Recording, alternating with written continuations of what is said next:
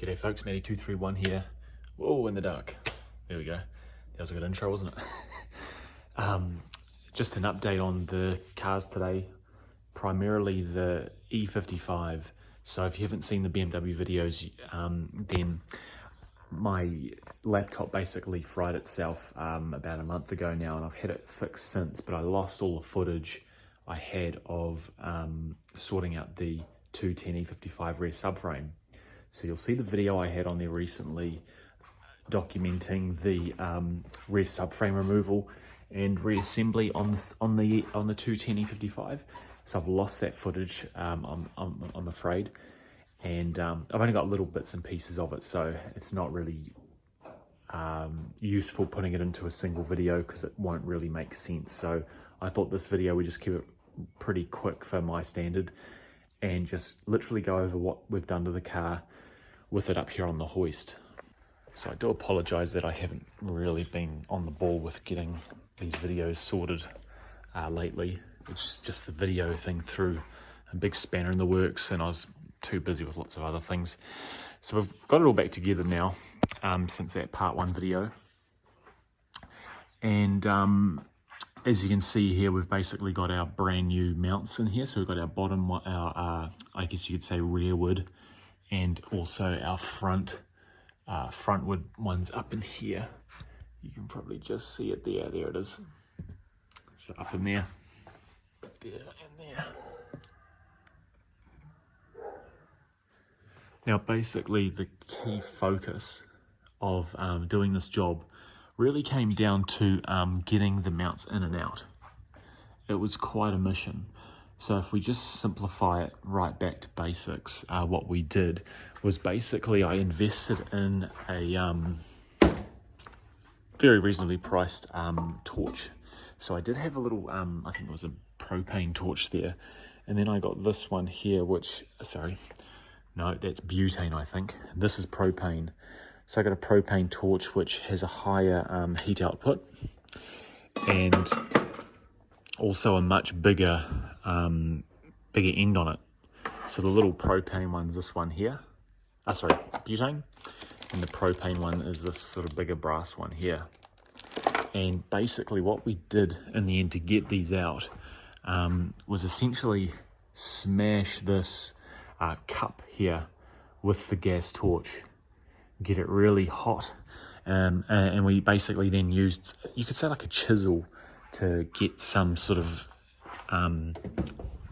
get a little bit of clearance between the actual bushing and the subframe cup. So it was quite a big mission to get that in there and get them out. But in saying that, once we did the first one, the second one was easy. It took me maybe half an hour. The first one took me several hours or to get out because I had to figure out how to get the bastard out. You'll see videos of people on YouTube or suggestions of drilling it out with a big drill piece. I didn't bother with that. I just sort of chipped away the conventional method. But the main thing here, the main takeaway if you're doing these bushings without the tool, is just get it hot. Get it as hot as you can. Keep it as hot as you can, and you'll get that out without too much hassle. And getting them in was real easy. So initially I made my own little sort of press tool using a collection of, I don't think I've got them here anymore. I do up here actually. A collection of just hardware from the hardware store. So a long bolt like this, I think it was like an M14 or M16 bolt. A lot of washers, and then also washers, this to go through the bottom, and then I also modified a oil filter cap here. Now thankfully team, this oil filter, Ryco RST 209, flippin' dogs honestly, went over the top there like that, and basically helped me install it. So I had something across the top and I had the bolt through the middle here, and then I used my impact driver, my 1/2 inch impact gun, Milwaukee impact gun, to suck this back up into the mount there. So when I was removing it, I heated it up, as I said, got it hot, kept whacking away at it, and then prying it down gently and gently and gently, prying it, and eventually we were able to get it hot enough to pull the whole thing out. And then to install it, opposite way around, we used our hardware there to get it to go back up into the subframe. And yeah, it's a shame I don't have the exact video footage of that.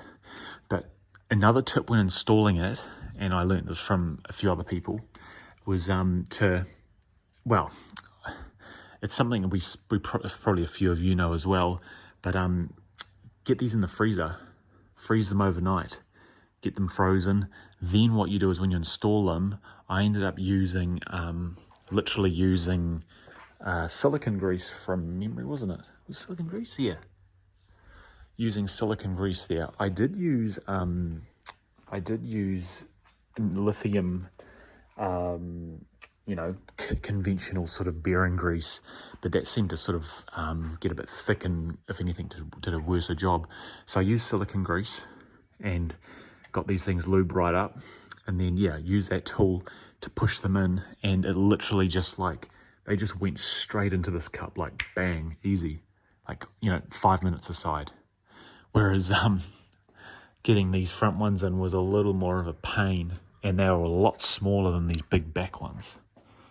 So if you need clarification, just ask me a question on the comments, and I'm happy to help clarify anything, because it's hard to explain it without showing you it. But yeah, so we put that in. We got the rear suspension all put back in again. I ended up replacing the where's my torch gone? I ended up replacing the main hub bushing. So there's a big bushing in here, right? And it's mounted in the actual hub itself. It's not on the control arm. And that was a son of a gun as well, real son of a gun to get out. Again, I ended up using, from memory, I used this sort of carbon steel bolt here. I can probably find the exact size of it again for you, but it's a M16 or something like that. In conjunction with, I think it was this one here, the 27 or the 24, it might have been the 27 mil, and I literally just threaded it through there, and used again some washers, some grease, just to keep the friction low, and made my own sort of bushing pusher and puller for this back bushing here.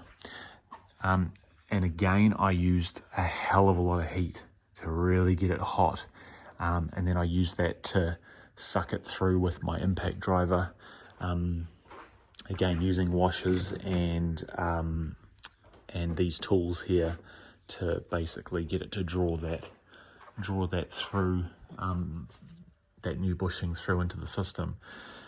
So it's doable, right? But yeah, I think the main tool you need is that heat from that heat gun. Now the rear here, I think you definitely need the special tool to remove these bushings. These ones aren't too bad anyway. I've pried them around a bit and they're pretty solid still. But yeah, everything else remained the same. We just put brand new handbrake shoes in the back, and I also put a nice new flex disc on the back here as well, or a guibo, if that's what you want to call it. So we put one of these in here, team. And this one was a, did I line it up right? Yeah, I did, good. And this one, team, was a Phoebe Bilstein, I think, from memory, guibo. I haven't done the front one. The front's still original. You can see the brand new Lemforder engine trains mount there. But yeah, to be honest, the old one was pretty cracked, but I don't notice a hell of a lot of improvement. It's just obviously is a little more future-proof, which is good. And yeah, everything else remained the same. Handbrake shoes are the same. And yeah, we just used some new nuts and new nut hardware on the back here, same original bolts though.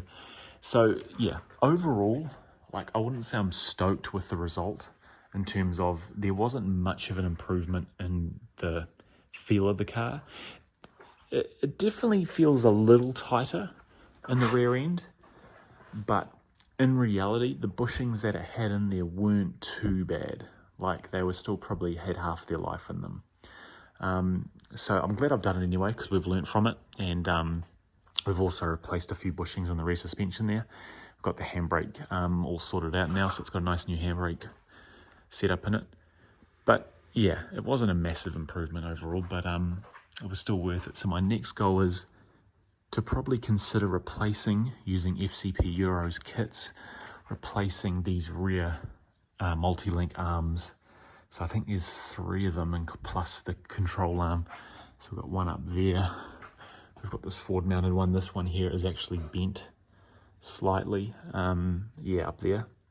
Look at that. So I'm sure that's throwing the alignment off a little bit. And yeah, so replacing those multi-link arms, putting original Bilstein B8s, I think from memory, on them would also improve that back end. And yeah, other than that, she's good as gold really. Given her an oil change, she's pretty happy. What I also did, team, is check out these on the 211. We put brand new Michelin Pilot Sport 5s, which have sort of the latest version of the Pilot Sport tyres. They've got a real cool pattern on them, sort of like a weird, it's like a matte black sort of engravement on the rubber they've done there, which is quite cool. There's a lot of little attention to detail pieces on it, which are quite nice. But yeah, we put those on the front of the 55, and what we did is we actually transferred over to the 210 the original tyres from this, because the ones that were on this car, as you can see, are still pretty flippin' mint. You know, they've probably got 40% left, roughly. So we put these nice Pilot Sport 4s onto the E55 because they are the same rim 235 4018. Whereas the backs, if you don't know already, funnily enough, the backs on the 210 are 275s, whereas the backs on the 211, which is another, I can't remember now, say 110 horsepower more, roughly, have 265s. So there's smaller width tyres on the rear on the supercharged V8 versus the 275s on the 210. And I think my V12 S-Class, which is 510 horsepower and 830 newton meters of torque, has 275s rears as well. So it's quite strange. But these tyres are trash, like on this car here. I will replace them at some point. It's just not really in my budget right now. But weirdly enough, if you don't already know how to find your tyre's age, yeah, here it is here. Honestly, flippin' dogs. These cars don't bark. Week 13, year 11, I think. Is that correct? Yeah. Week 13, year 11. What are these again? These are 2020s from memory, or 2019's. Week 38, yeah, 2019. Yeah. These tyres are flippin' old. Week 13, 2011. I don't know how the hell these tyres are still on this car. They should really be replaced. They actually aren't bad though. Like if you really look at them closely, there isn't any actual proper deterioration in them just yet. But they are getting low. They are getting, like the res on these two, they always get a bit slippy sometimes. So they will be replaced at some point soon with probably Pilot Sport 5s as well, or they quoted me Pilot Sport, was it Super Sport, which is like the flippin' exotic car tyre because it's such a wide rear tyre. But I don't know if I want to spend money on those. I'd rather just get PS5s on the back as well. And yeah, new PS5s on the back of that. But yeah, team, that's that, at the end of the day, that's the update for it. So I won't waste any more of your time. my main thing is just to let you know what happened and to briefly explain what's happened here. And if you need like any questions answered around this, just let me know and I'm happy to help with if you're doing the same on your car, on your 210 or even 211. They're sort of similar-ish. So yeah, reach out and happy to help. Like and subscribe and let me know what you'd like to see next. Cheers.